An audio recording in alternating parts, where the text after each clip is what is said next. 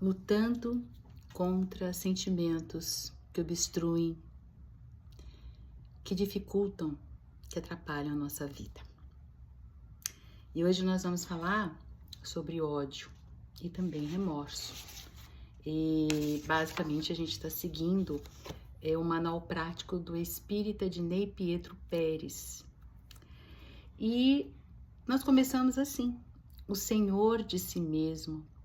Esse é um estágio evolutivo para aqueles que conseguem superar aqueles impulsos agressivos que caracterizam todos nós que ainda nos encontramos distante na estrada evolutiva que nos leva ao nosso Pai Celestial.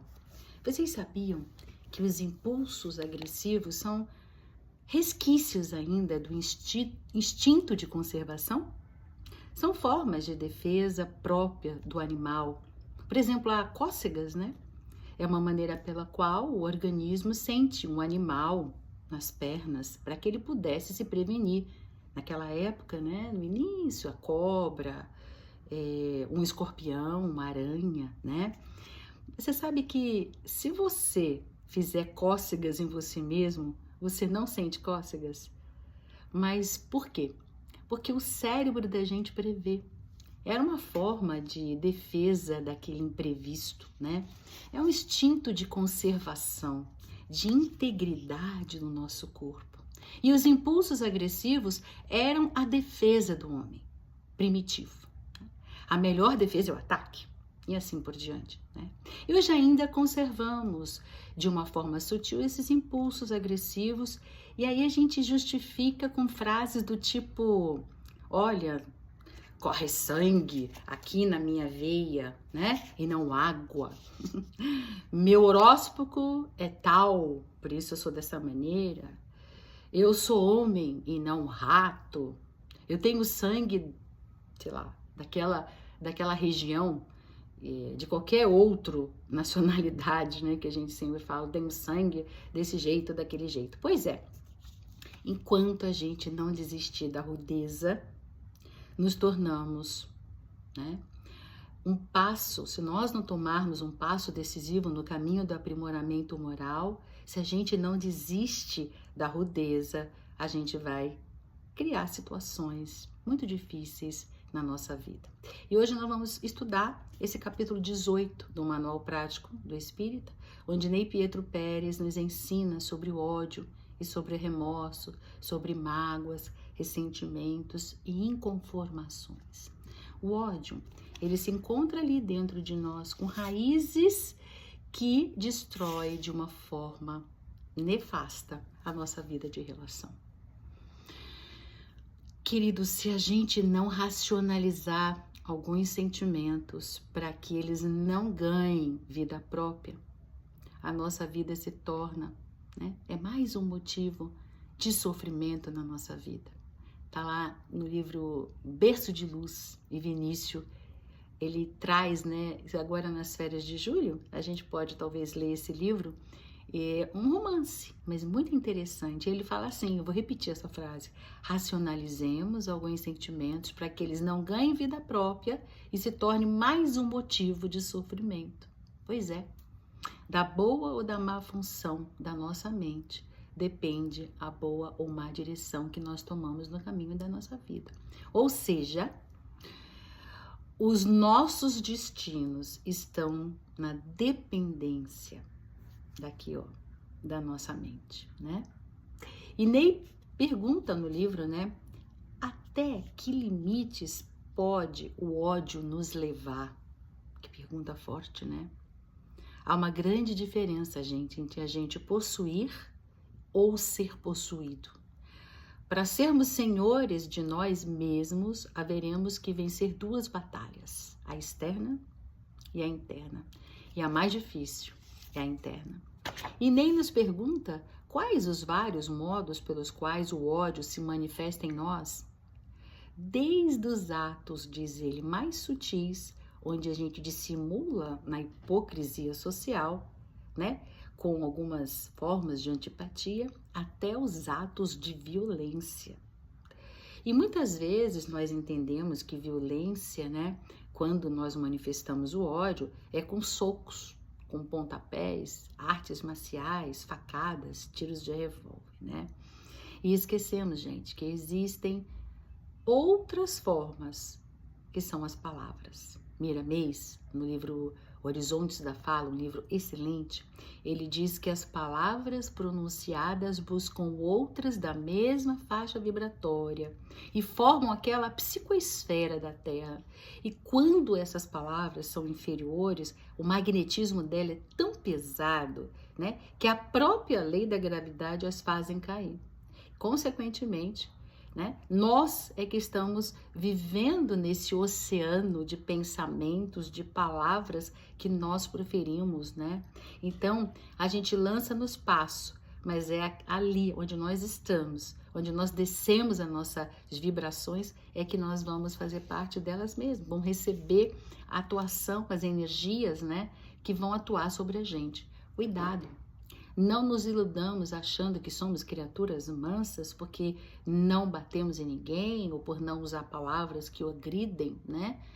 Veja bem, a mansidão evangélica que Jesus nos ensinou é bem diferente. O fato da gente fazer aquela cara de paisagem, de samambaia ou de parede, como diz por aí, né?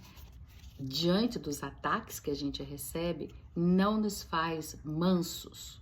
Quando os nossos pensamentos e os nossos sentimentos de ódio borbulham o sangue nas nossas veias. Pois é. Como diz Ney, ficar curtindo em silêncio o ódio são ainda modos de expressar o ódio.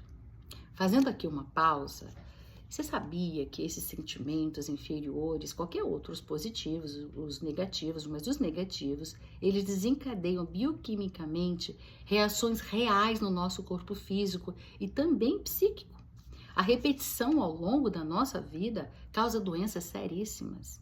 Por exemplo, a bexiga, né? Nós precisamos eliminar aquelas águas usadas, memórias que intoxicam o espírito, toxinas provindas da cólera, e aí nós sofremos, né, da bexiga. A mágoa é a má água que eu não deixo ir. Os rins, eles são filtros, né? Quem não filtra as emoções sofre dos rins. O cálculo renal é cristalização da raiva, a resistência a mudanças. No fígado, a bile é fel, é ódio. Nós reagimos diante das solicitações da vida com cólera. Acertamos os nossos problemas gritando, nos zangando com muito ódio. E esses são exemplos rápidos, reflexos da agressividade do ódio, da raiva transformada em sintomas. Porém, como fazer diante desses sentimentos decorrentes do ódio? Nem nos adverte que mágoas, ressentimentos, olha, ressentimento, a própria palavra já diz, né?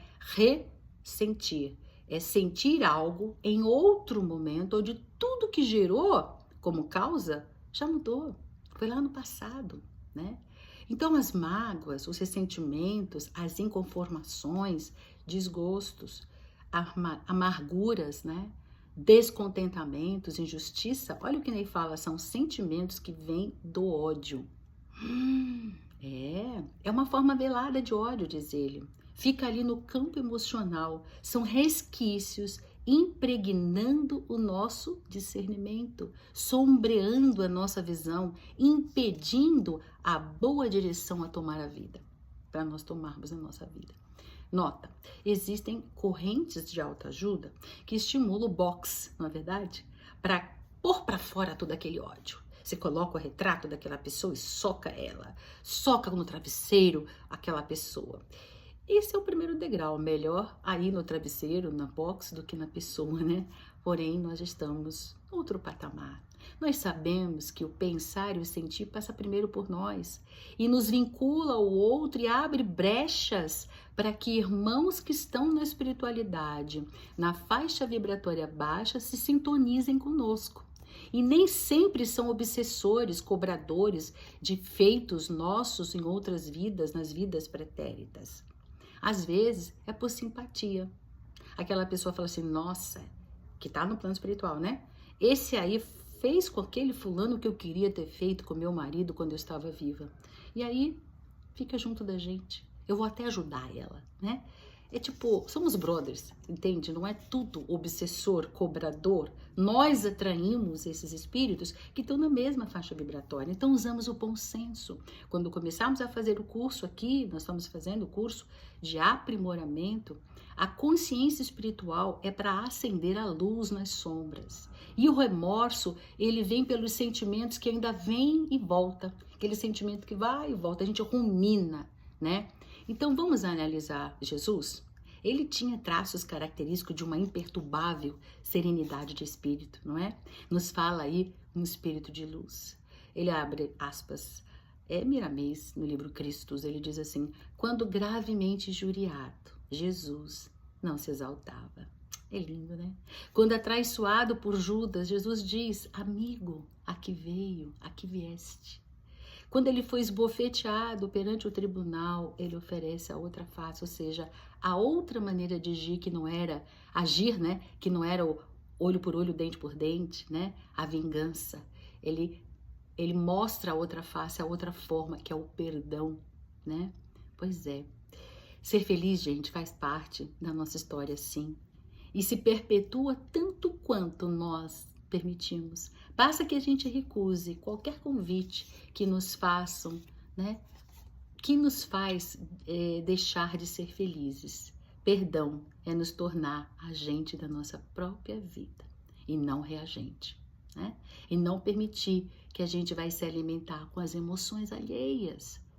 Ney diz que o perdão é o antídoto e diz que o próprio mestre deu a fórmula, né? Não apenas 7 vezes, mas 70 vezes 7. Hoje eu tenho uma blusa, vou mostrar para vocês aqui, ó.